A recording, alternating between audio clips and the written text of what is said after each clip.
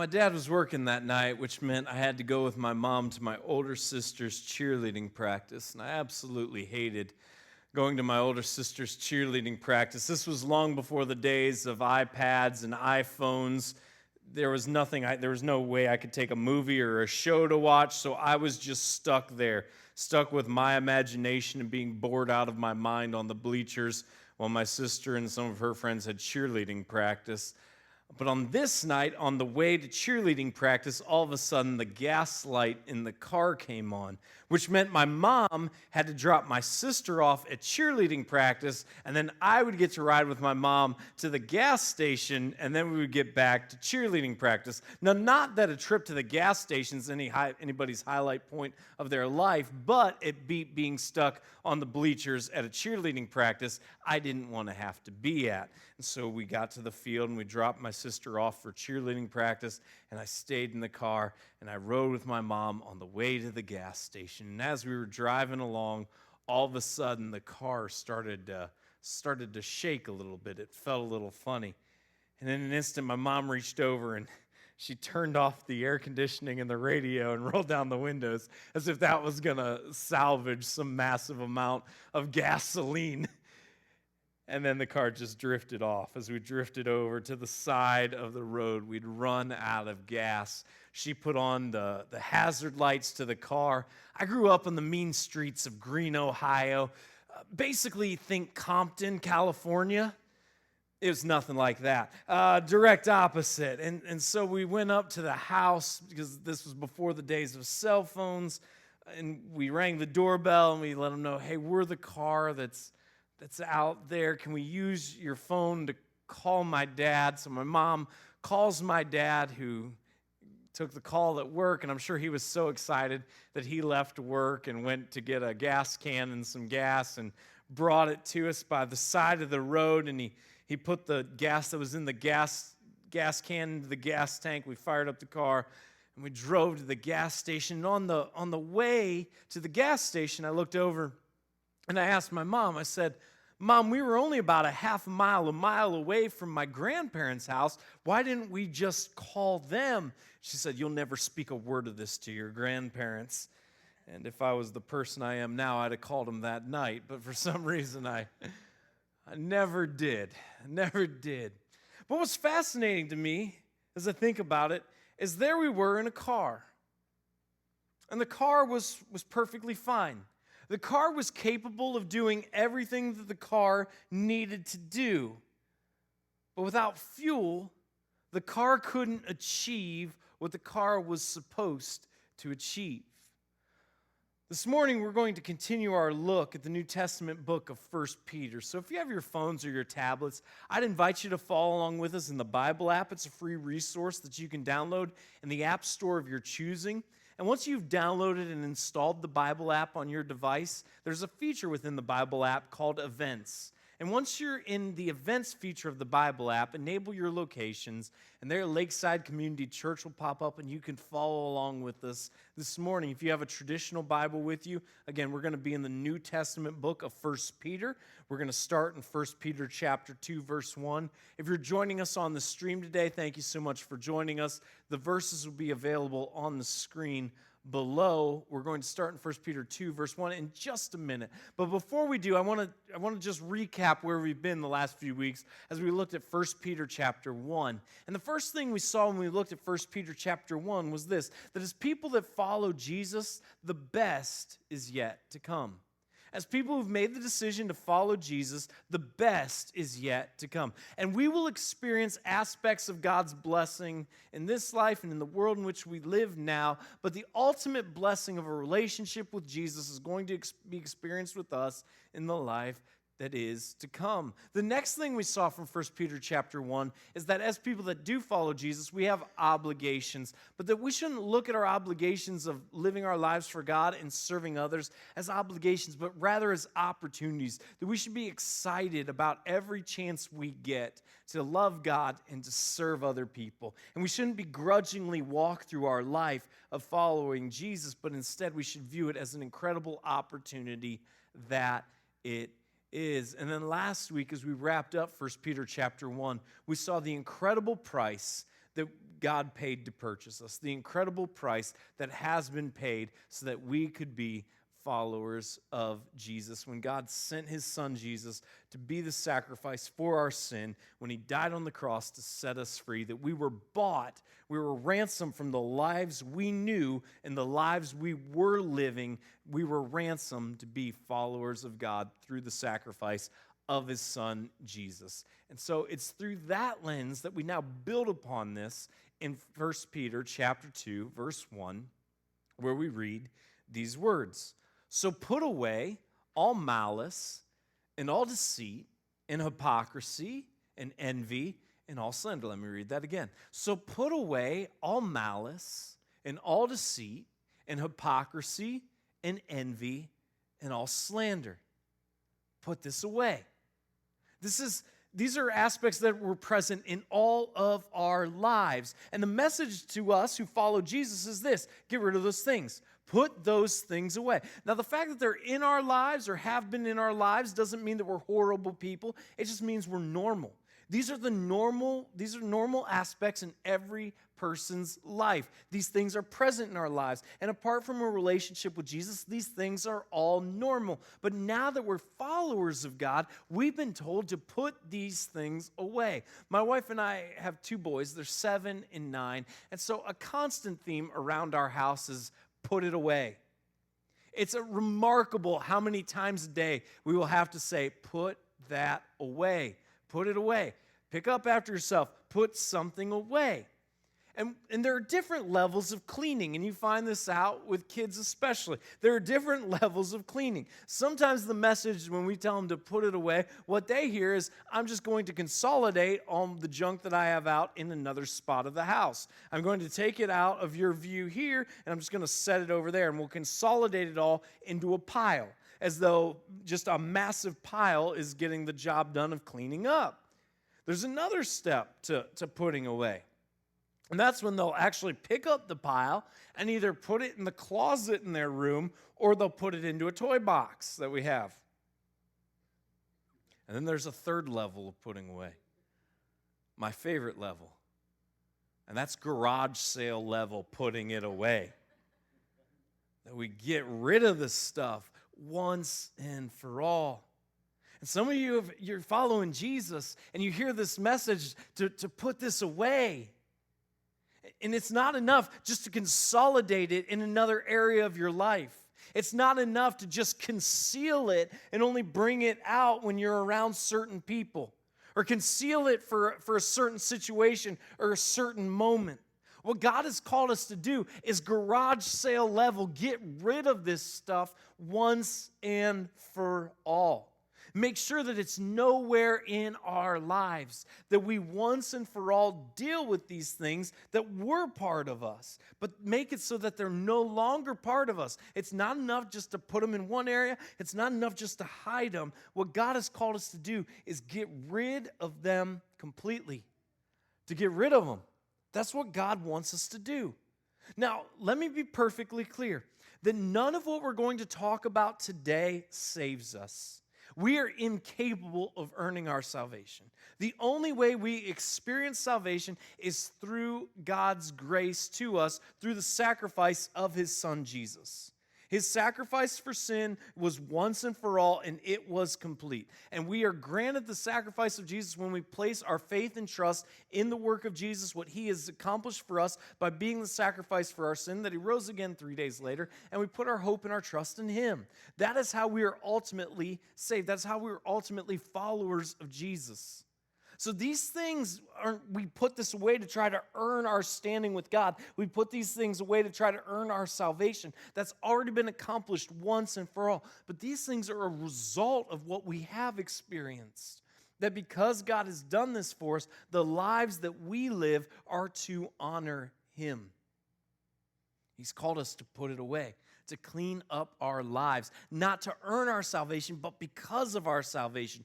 Because of our salvation, we clean up our lives and we live for his glory. And he goes on, like newborn infants, long for the pure spiritual milk, that by it you may grow up into salvation. like newborn infants, long for the pure spiritual milk, that by it you may grow up into salvation. And we're given this sobering reminder that when we make the decision to follow Jesus, we're babies. We're babies. And I know some people bristle at that because you're like, I'm pretty capable of things. I've got skills. I've got talents. I'm self-sufficient. And this idea that when we make the decision to follow Jesus, we're like newborn babies. A baby's dependent upon everyone for everything. And there's just this reminder that when we make the decision to follow God, we are brand new creations. And some people might be 40, 50, 60, 70 years old when they make the decision to follow Jesus. And so outwardly, they've got a lot of skills and a lot of competencies in their lives. But spiritually speaking, this is something that's brand new. And you're a baby. And there's this idea here that, again, as newborn infants, long for the spiritual milk. As somebody that's made the decision to follow Jesus, especially if this has been done recently in your life, long for spiritual truths, long for God's heart revealed to us in Scripture, long to understand God, long to discover the plan that God has for your life. Recognizing your dependency like a baby, fully dependent upon Him, longing for the pure spiritual milk. Now, I want to explain the last part of this because I want to be crystal clear about what Peter's getting at in the last part of verse 2, that by it you may grow up into salvation. We hear that, grow up into salvation, and think, oh, is this a maturing process? Is this something I have to do to earn my salvation? That I grow up into something, that there are markers that I have to meet, and that if I don't meet these markers, that I'm not ultimately a Christian? And that's not the point that he's getting at. The point that he's getting at when he talks about growing up into our salvation is that we would be spiritually mature, meaning that our lives would act accordingly to the truth that is present within us, that our lives, when people look at our lives, they would see us and we would live in such a way that our lives would proclaim the message that we have believed. And that when people look at us, they would see salvation, because when people look at us, they would see Jesus through us, how we live our lives, what we say, what we do, how we serve people, how we love people, how we follow after God. These would all be hallmarks. When people look at our lives, they would see the evidence of the faith that we possess. That it's obvious to them. It's obvious to them that we're followers of Jesus because the way our lives look. And then he just hammers this point home in verse 3 when he writes this: if indeed you have tasted that the Lord is good. If indeed that you have tasted that the Lord is good. I want you to go back to your favorite meal. Maybe it was dessert. Maybe it was just a great steak. Maybe it was a great stalk of asparagus because you love vegetables and I don't understand you, but whatever. You're like, I want you to go back to that, like your favorite meal. And just the feeling you got when you took that bite and you couldn't wait for another bite because it was so delicious. It was so savory. It was so good. And Peter says, reminder, this is what it's like to follow Jesus. Reminder, this is what it's like to follow Jesus. And for people that made the decision to follow God long ago, and people that are following Jesus, and you've been following Jesus for a number of years, sometimes it becomes habit. Sometimes it becomes routine. And this is just a reminder, just snap out of that and remember how good, how amazing, and just how delicious it is when you live your life following after God. Remember what God has done in your life. Remember how He's transformed you. Remember how He's blessed you. Remember what He has done for you, and taste that. Remember what it tastes like to experience this, to experience the Lord's goodness in your life. Don't grow callous to that. But remember how good it is. And as you come to Him, a living stone, rejected by men, but in the sight of God, chosen and precious. As you come to Him, a living stone. Last Sunday night, we had Volunteer Appreciation Night. Thank you for all of you who were able to make it out for that. Thank you to everybody who helped put that night together. It was a great night. We went with a 70s theme. We did the acronym VAN, Volunteer Appreciation Night. So we went 70s theme, and we had all kinds of 70s nostalgia. And apparently, I didn't live through it, but apparently the 70s were a crazy time. And one of the things that we talked about was a little invention in 1975 that you just kind of have to scratch your head towards for those of us looking back. But in 1975, there was a major wave that ran through the country where people were getting a special kind of pet, a pet rock. Now, for those of you that didn't live in the 70s, this is real. And these are the brainchild of Gary Dahl. And he was brilliant because these went on to sell a couple million units. And it was literally a box with a rock in them. And there was a little instruction manual that would go with it. And it would talk about the benefits of your new pet rock. And some of you are looking at me like I'm high right now. I didn't come up with it, all right? Like, the 70s, again, we're I guess, incredible time to live. But one of the features that they talked about in the brochure for the pet rock was the fact that this was a pet you would never have to say goodbye to because you would die. The rock wouldn't. You would die. We understand this about rocks. We understand that rocks, they don't really have a lifespan, and we're told here the living stone. We're told that God is our rock. And we think about all the benefits and all the values of a rock. The rocks are strong. That rocks support things. Rocks are unmovable sometimes.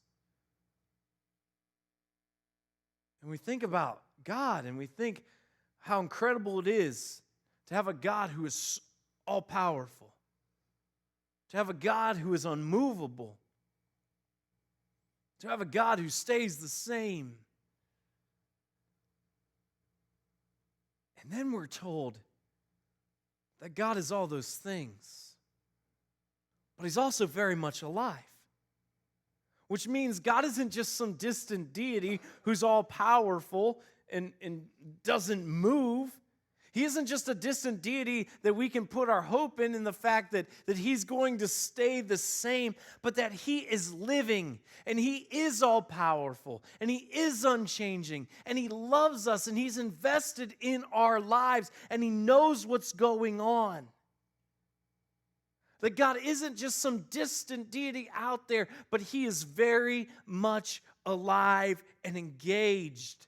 And He came to this world to sacrifice Himself, to set us free. He was rejected by men. Jesus was rejected by men, but in the sight of God the Father, He was chosen and He was precious. That He is the living stone. God is our rock, and He is very much alive, but Jesus was rejected by men. And the implications for us go on in verse 5 when we read these words. You yourselves, like living stones, are being built up as a spiritual house, to be a holy priesthood, to offer spiritual sacrifices acceptable to God through Jesus Christ.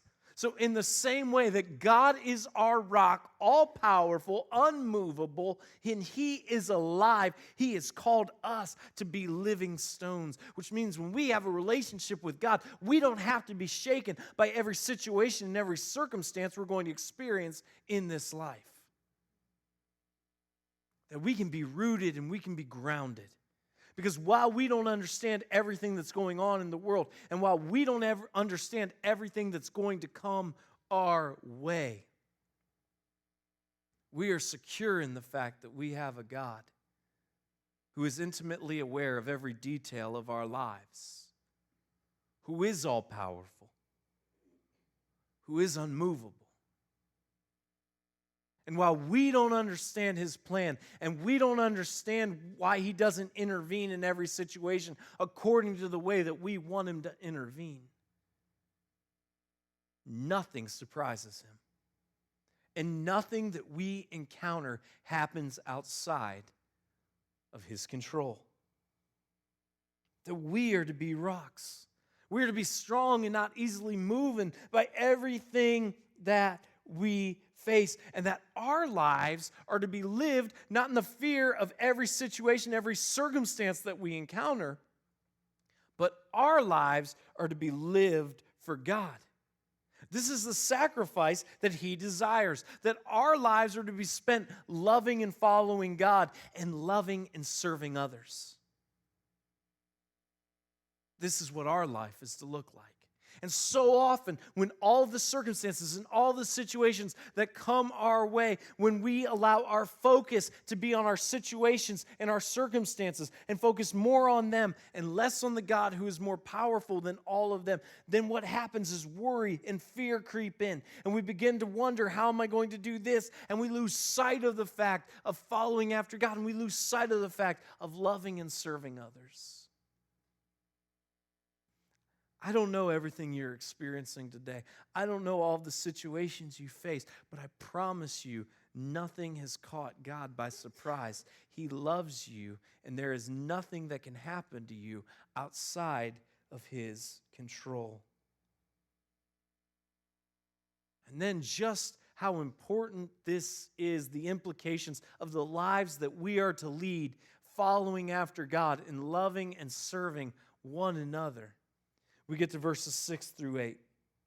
For it stands in Scripture, "Behold, I am laying in Zion a stone, a cornerstone chosen and precious, and whoever believes in Him will not be put to shame.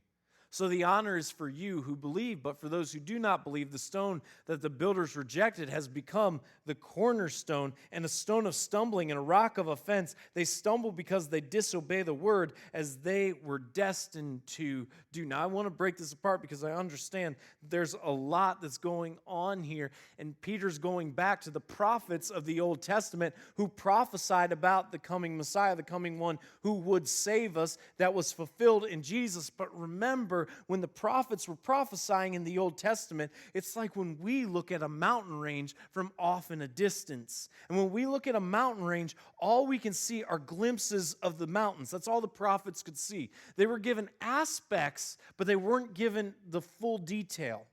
When we look at mountains, all we see are the peaks. And then we don't see what's on the other side from a distance. And then we see another peak, and we can't see what's on the other side of that peak, etc. And the same was true of the prophets. They were given incredible glimpses of the Messiah who would come, but they weren't given every single detail. And so Peter's building off the prophets of the Old Testament, and he's quoting from them when he says, "Behold, I am laying in Zion, Zion's Jerusalem, a cornerstone." Now, I recognize with everything that's gone on with engineering and architecture and building codes and everything that goes on with that today, we don't really pay much attention to this idea of a cornerstone.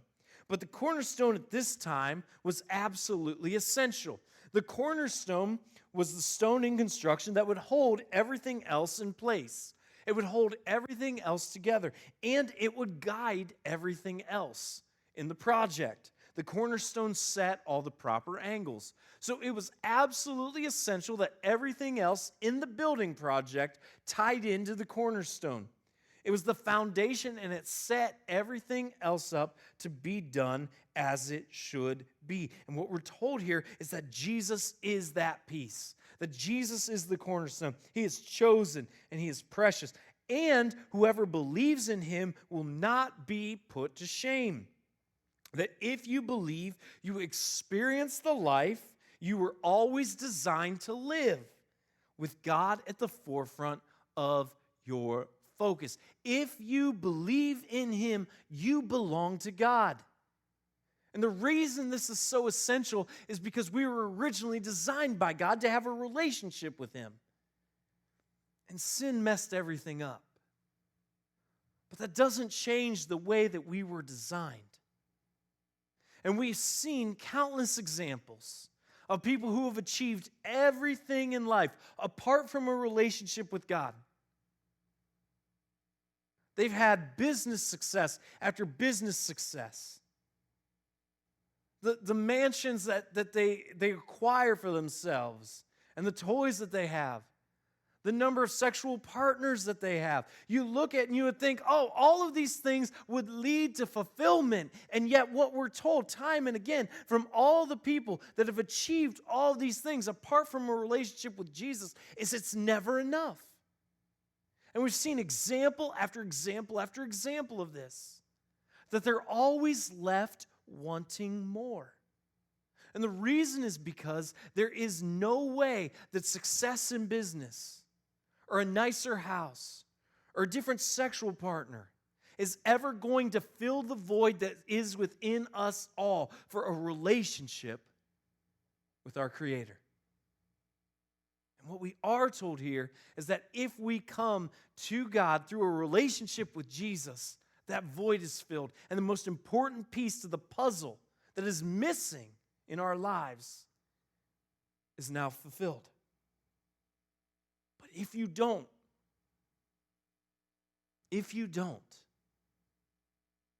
you'll always stumble. And your life will always be out of sync because you are missing the most important part of why you were created. And that is an intimate relationship with your Creator. And there is nothing that will fill that apart from a relationship with Him. But you are a chosen race, a royal priesthood, a people for His own possession, that you may proclaim the excellencies of Him who called you out of darkness into His marvelous light. He says, but you, if you make the decision to follow after Jesus, you belong. You belong. And the most important thing that is ever missing from your life is now in place. You have that relationship and you belong. This is what you are to do. And I'm fascinated by the number of people who walk through life and never allow the implications of this to resonate in their lives. That you have been chosen by God. You belong with Him. The implications for this in our lives are massive. So you're telling me on one hand that God sees me. He sees all that I've done. He knows all of my mistakes. And God chooses me and He says, you're on my team. On one hand. And on the other hand, Justin over here looks at me and he's like, I don't really like you. And I'm supposed to care about Justin?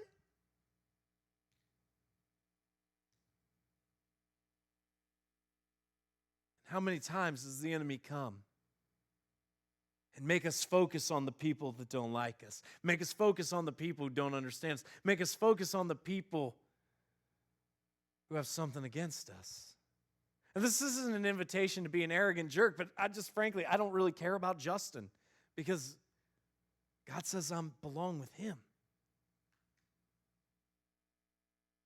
And my hope and my prayer for you is that you stop worrying about every single person who doesn't like you, or every person who doesn't understand you, and every person who says you're not enough, or this doesn't make sense, or I don't accept you. Stop giving them your time. Stop giving them your energy. Stop giving them your focus. And focus on the God who's called you. Focus on the God who says, you're on my side. You are part of what I'm doing. And I love you. Once you were not a people, but now you are God's people. Once you had not received mercy, but now you have received mercy. He said you had no belonging before, but that all changed. That all changed. And now you're part of God's community. And that's why community matters so much to us here at Lakeside. Community matters so much to us because every single person that's made the decision to follow after God is part of God's community. And we get to be an expression of that to one another.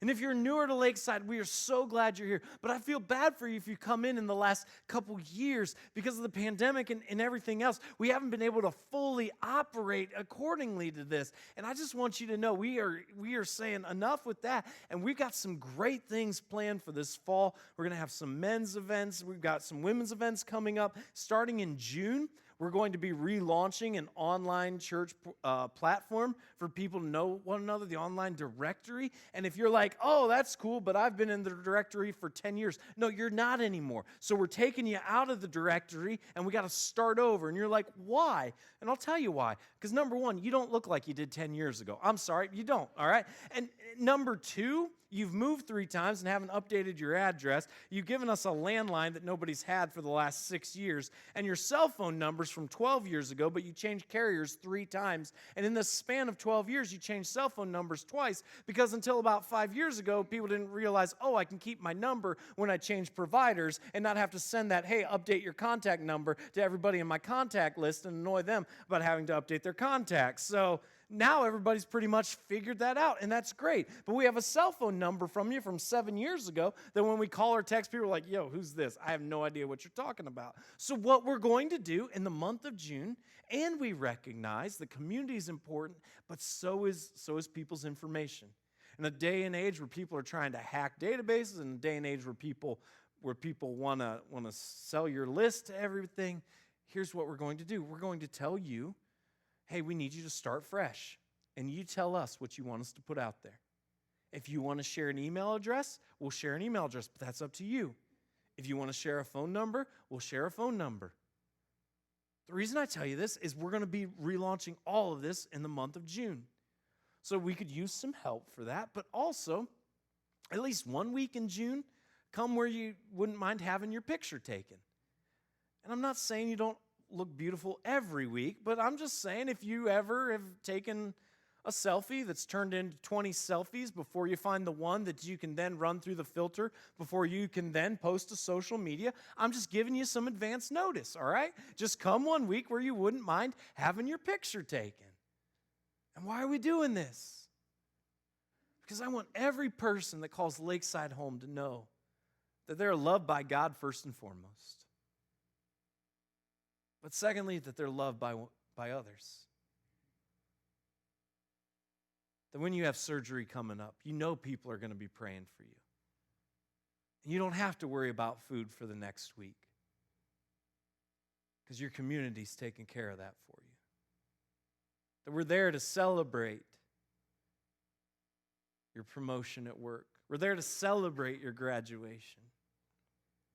And we're there to hold you when times are tough. I experienced this firsthand last year. And from the bottom of my heart, I will never be able to express the appreciation and the love that my family and I have for the people of Lakeside who rallied around us and helped us through some of the most difficult days that we've experienced. And I want everyone to experience that love. I want everyone to experience that community. And that's my commitment to you. That if you're part of Lakeside, if you're part of this community, that's what you're going to experience. Not because Lakeside's some incredible place. I mean, we want to be. But because the God we serve is incredible. And He's called us to follow Him and to love one another. And that's going to be our aim. That's going to be our goal. So I hope you'll be part of that. And I hope you'll help us get it accomplished in the month of June. Beloved, I urge you as sojourners and exiles to abstain from the passions of the flesh, which wage war against your soul. You live in the tension, and as you find yourselves in your various situations, live according to your belonging. Live according to who you are in Jesus. There are going to be things that you want to do that aren't God-honoring, and He just says, live according to your belonging. Live for God. Follow Him first and foremost. Follow God, love and serve other people. We all have it. The battle between what we should do and what we want to do. And when we find ourselves there in that tension, He says, choose God. Choose God. Follow Him. And keep your conduct among the Gentiles honorable. so that when they speak against you as evildoers, they may see your good deeds and glorify God on the day of your visitation. Do what's right, not because it will save you, but because you have been saved and because you have the opportunity to point people to Jesus in the way you live your life. And notice what he says. He doesn't say, hey, there's a chance that some people aren't going to understand you. There's a chance that some people aren't going to like you. And there's a chance some people are going to say some pretty nasty things about you. That's not what he says at all. He says, when they speak evil against you, you will be misunderstood. There will be people that don't like you. There will be people that reject you. But live your life in the way you should. Drown out the noise and do what's right. So that when those very people who say wicked things about you look at your life, they not only see you, but they can't help but see Jesus through you.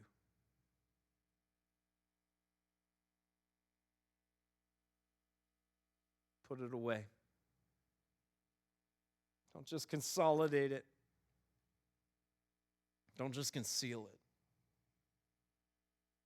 Get rid of it.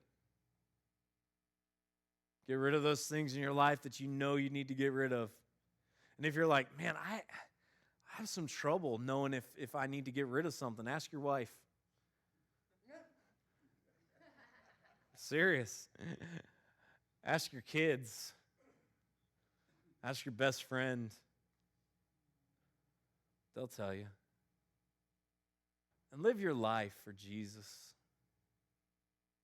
Not because you can do enough to earn your salvation. He's already provided that for you, but as a response to that. You will be misunderstood. But when you follow after him and you love and serve one another, you recognize that being misunderstood is just an opportunity for you to show Jesus, even to those that misunderstand you.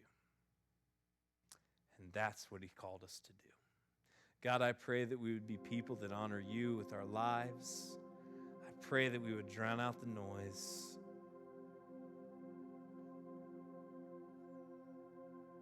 That we wouldn't live worried about what everybody thinks about us, or that if we're misunderstood,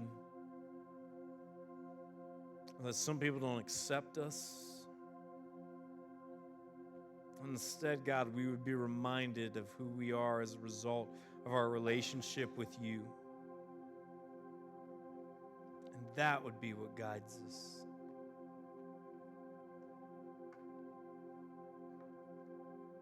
I pray, Jesus, that we would be people that do take a look at our lives and we would honor you with how we live them. And they would be a reflection of the hope that's within us as a result of our faith in you. God, that we would love and serve one another. And that Lakeside would be a place that every person that calls Lakeside home would know that they belong. Would know that they're not alone. Would have people that rally around them, support them, pray for them, encourage them. Celebrate with them and mourn with them. God, that's what you've called us to be, as your community. And I pray we will be just that. And that our lives would glorify you in the process. It's in your name, Jesus, we do pray. Amen.